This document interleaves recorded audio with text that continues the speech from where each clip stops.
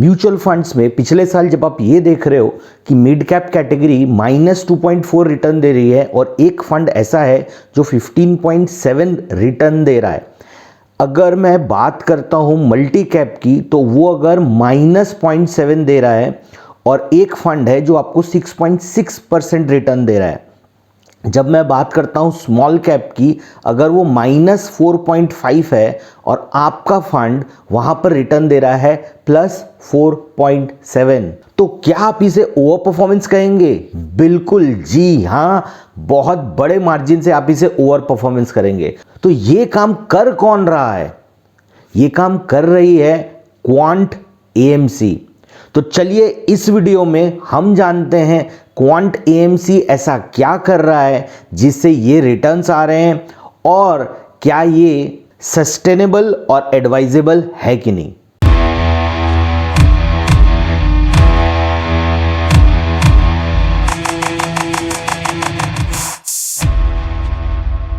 अगर आज की डेट में आप किसी भी कैटेगरी को निकालकर देखेंगे तो आप देखेंगे कि वहाँ पे टॉप 3 या 4 में एक एएमसी ऐसी है जिसका नाम बार बार आएगा और वो एएमसी है क्वांट एएमसी। तो जब आप देख रहे हो कि इस एएमसी का परफॉर्मेंस साल दर साल अच्छा आ रहा है और बड़े मार्जिन से आ रहा है, तो सबसे पहले तो आपको ये पता होना चाहिए कि एएमसी है कौन। तो जो क्वांट एएमसी है एक रिलेटिवली नई एएमसी है।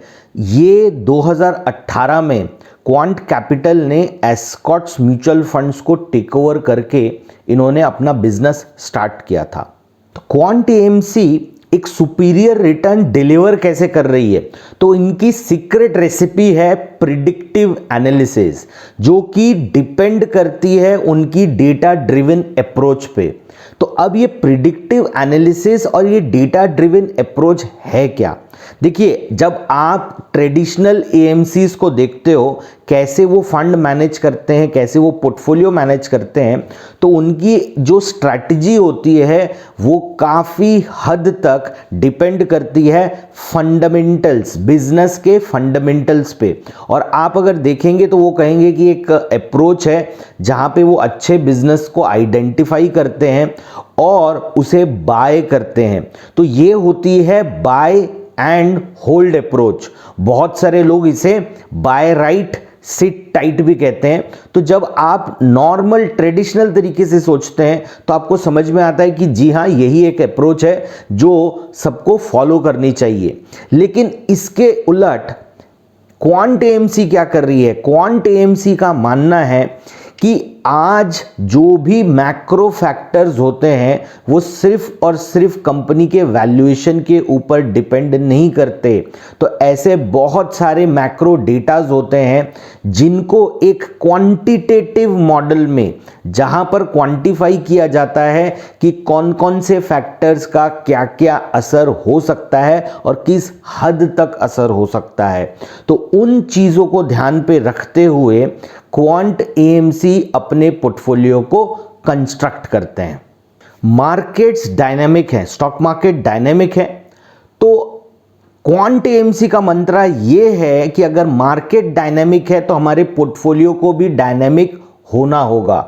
तो क्या होता है कि आपको, जैसा मैंने कहा कि उनकी डेटा ड्रिवन अप्रोच है, तो ऐसा नहीं है कि वो फंडामेंटल्स को नहीं देख रहे हैं, वो फंडामेंटल्स को भी देख रहे हैं, तो साथ ही साथ वो इंपॉर्टेंट डेटा पॉइंट्स को भी एक वैल्यू दे रहे हैं। तो जब आप देखते हो ना तो आपको लगेगा कि भाई ये जो डेटा पॉइंट्स क्या होंगे, एफआईआई का इनफ्लो होगा। जी हाँ, एफआईआई का इनफ्लो होगा। ये तो हुआ ट्रेडिशनल अप्रोच, ये डेटा तो वो देखेंगे ही देखेंगे, लेकिन साथ साथ इलेक्शन के क्या रिजल्ट्स हैं, क्या ओपिनियन पोल आ रही है, क्या एग्जिट पोल आ रही है, उसके ऊपर भी उनकी एक नज़र होगी, वो भी एक वेटेज होगा। वेदर पैटर्न भी एक वेटेज होगा। गवर्नमेंट की आने वाली पॉलिसीज भी एक वेटेज रखेंगी। तो जब आप ये देख रहे हो तो वो बहुत सारे सिनारियोस को प्ले आउट करने की कोशिश करते हैं। तो अब इससे हो क्या रहा है? वो इतने सारे सिनारियोस को देख रहे हैं जो कि मैक्रो लेवल्स पे इम्पैक्ट डालते हैं। तो कॉन्सेप्ट क्या बना कि मैं मैक्रो लेवल्स को स्टडी करूंगा और माइक्रो लेवल पे डिसीजन लूंगा इन्वेस्टमेंट के लिए। अब इससे होता क्या है, इससे होता ये है, आप एक चीज़ देख पाओगे कि जो एक पोर्टफोलियो इनका बना है साल में 2 या 3 बार चेंज हो चुका है। आप देखेंगे बहुत सारी एएमसी हैं जिनका जो कोर पोर्टफोलियो है वो पिछले शायद 5 साल 10 साल में उतना कोई चेंज नहीं हुआ है, थोड़े थोड़े चेंजेस आए हैं। बट जब आप क्वांट की बात करोगे तो एक साल में आप देखोगे मल्टीपल बार इनका पूरा का पूरा पोर्टफोलियो चेंज हो चुका है। तो जब ये पूरा का पूरा पोर्टफोलियो चेंज होगा तो इनका चर्न रेट क्या होगा। अब ये चर्न रेट का मतलब क्या हुआ, चर्न रेट का मतलब हुआ आप कितनी बार बाय और सेल कर रहे हो, कितनी बार अपने पोर्टफोलियो को चेंज कर रहे हो।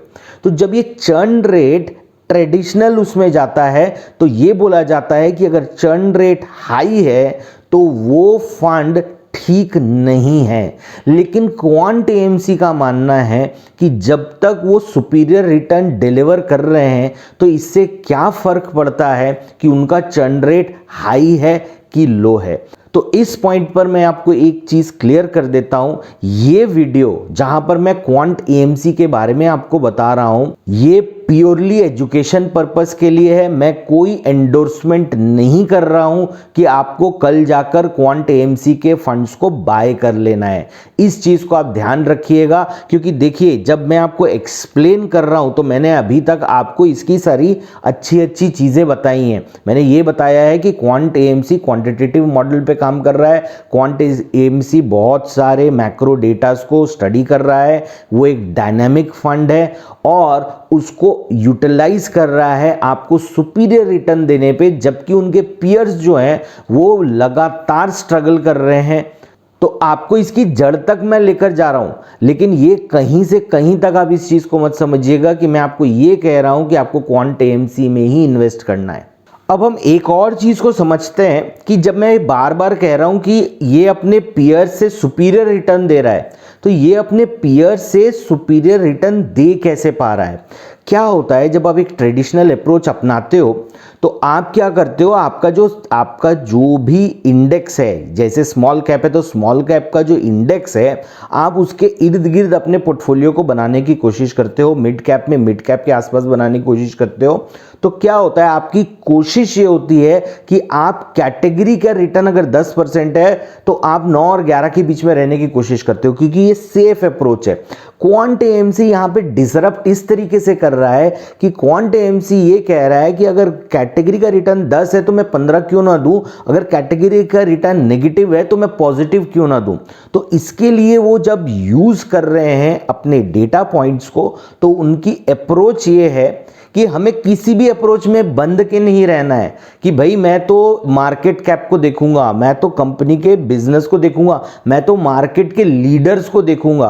क्योंकि जब ये एएमसी ट्रेडिशनल अप्रोच वाली एएमसीज जब बाकी क्लाइंट्स के पास जाती हैं तो वो ये कहती हैं कि भाई मैंने ये बाय क्यों किया, क्योंकि ये मार्केट लीडर है। तो कल की डेट में अगर ये गलत भी हो जाता है तो वो कहते हैं भाई अगर मार्केट लीडर ही फेल कर जाएगा तो उनका स्टॉक सिलेक्शन तो सही था, कंपनी का परफॉर्मेंस खराब था। लेकिन ये क्या कह रहे हैं, मैं कंपनी के परफॉर्मेंस को प्रिडिक्ट करने की कोशिश कर रहा हूं, मैं ये समझने की कोशिश कर रहा हूं आगे कैसे रहेगा। तो उनको इससे कोई फर्क नहीं पड़ता है कि आप किस तरीके के मार्केट कैप को बिलोंग करते हो। मैं ये नहीं कह रहा हूं कि वो उठा के कोई भी कंपनी बाय कर लेंगे, बट क्या होता है कि एक्स मार्केट कैप को ही बाय करना है, वाई मार्केट कैप को ही बाय करना है, इससे नॉर्मली वो बचते हैं। देखिए इंडिविजुअल स्कीम में इंडिविजुअल क्राइटेरिया रहेगा, मैं आपको क्वांट एएमसी की फिलॉसफी बताने की कोशिश कर रहा हूं। तो देखिए अभी तक आपने ये तो समझ लिया कि क्वांट एएमसी की फिलॉसफी क्या है, कैसे वो बाकी लोगों से अलग है, कैसे वो डायनामिक है, कैसे वो सही समय पे खरीद के सही समय पे बेचना चाहते हैं। लेकिन देखिए हर चीज़ के साथ में, हर रिटर्न के साथ में एक रिस्क आता है। तो कभी भी आप एक तरफा मत सोचिए, हमेशा एक चीज़ को ध्यान पे रखिए कि जब भी आपको कोई चीज़ बहुत अच्छी दिखती है तो उसके पीछे में क्या नुकसान हो सकता है, आपको इस चीज़ को कंसिडर करना चाहिए। तो जब आप क्वांट एएमसी को देखते हो तो क्वांट एएमसी एक नई एएमसी है, यंग एएमसी है। अगर आप इनका एयूएम देखोगे तो 17,000 करोड़ का है, 17 स्कीम है। अगर इनकी हाईएस्ट परफॉर्मिंग फंड को भी अगर आप देख लेते हो तो वहाँ पर भी आप देखोगे 3,500 करोड़ है। तो क्या होता है, जब आपका फंड छोटा होता है तब आप एंट्री एग्जिट लगातार कर सकते हो, लेकिन जैसे जैसे फंड्स बड़े होंगे तब हमको समझ में आएगा कि क्वांट की अप्रोच क्या है। दूसरी बात, कोई भी अगर आप ज़्यादा से ज़्यादा इन्वेस्टर्स या एडवाइजर्स को देखेंगे तो उनको एक ट्रैक रिकॉर्ड की ज़रूरत होती है, उनको एक आइडिया की ज़रूरत होती है कि एक साइकिल में तो फंड ने बहुत अच्छा परफॉर्म किया है, बट लॉन्ग टर्म में कैसा किया है। तो यहाँ पर किसी भी इन्वेस्टर की तरफ से अप्रोच आती है कि वेट एंड वॉच। तो इसलिए आप यहाँ पर देखोगे कि बहुत पॉपुलर तरीके से इसे पिच नहीं किया जाता है।